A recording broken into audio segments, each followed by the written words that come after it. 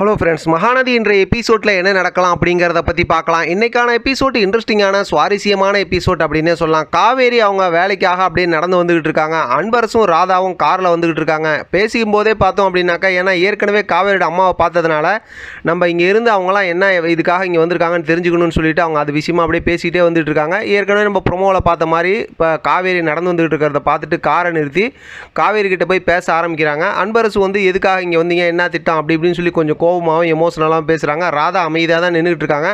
ஆனால் காவேரி இதெல்லாம் கேட்டதுக்கப்புறம் நீங்களாம் யார், என்ன பேசுகிறீங்கன்னு எனக்கு ஒன்றும் புரியல, உங்களை எங்கேயோ பார்த்த மாதிரி இருக்குது அப்படிங்கிற மாதிரி பேசுகிறாங்க. டக்குன்னு பார்த்தோம் அப்படின்னா ராதா சுதாரிச்சுக்கிட்டு நீ திவ்யா தானம்மா அப்படிங்கிற மாதிரி சொன்னதுக்கப்புறம் இல்லை என் பேர் காவேரி அப்படிங்கிற மாதிரி காவேரி சொல்கிறாங்க. அதுக்கப்புறம் இல்லைம்மா நாங்கள் ஆள் மாதிரி பேசிட்டோம் அப்படின்னதுமே அவங்க சாரின்னு சொல்லிட்டு அப்படியே எல்லாம் கிளம்பிடுறாங்க.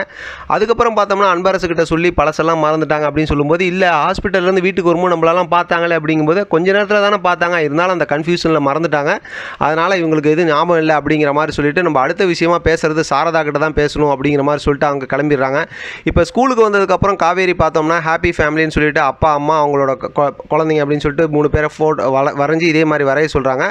அம்மு வந்து அவங்க அம்மாவோட ஃபோட்டோ வரையிலங்கும் போது எமோஷனலாக அந்த மாதிரி அவங்க அம்மா சாமி கிட்ட போயிட்டாங்கிற விஷயத்தை பேசி 2 பேரும் ரொம்ப எமோஷனலாக பேசுகிறாங்க. அடுத்து சாரதா கிட்ட பார்த்தோம் அப்படின்னாக்கா கங்கா, யமுனா, அதே நேரத்தில் நிவின் இவங்க எல்லாம் வீடியோ கால் பேசி காவேரிக்கு இந்த மாதிரி மாப்பிள்ளை பார்த்து சொல்லியிருக்கோம், அவங்க சாயந்தரம் 5 மணிக்கு வீட்டுக்கு வருவாங்க பேசுகிறாங்க.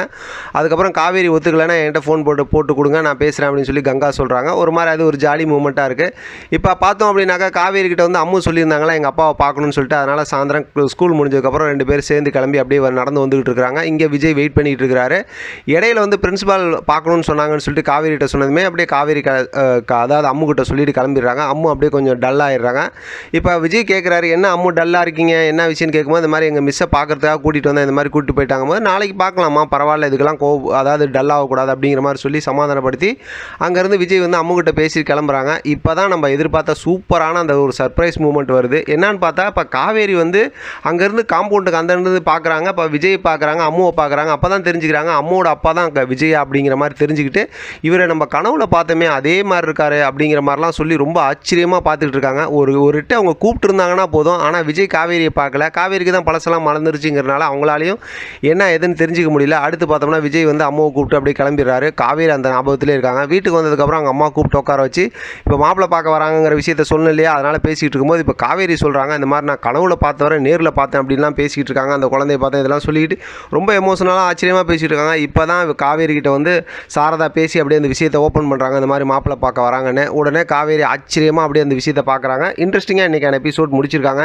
உண்மையிலுமே கதையை ரொம்ப சுவாரஸ்யமாக கொண்டு போகிறாங்க. இதே மாதிரி கொண்டு போனால் நல்லாயிருக்கும். ரொம்ப எமோஷனல் வந்து நம்மளால் தாங்க முடியாது, அதனால் இன்ட்ரெஸ்டிங்காகவே கொண்டு போட்டோம். பார்க்கலாம் என்ன நடக்குதுன்னு.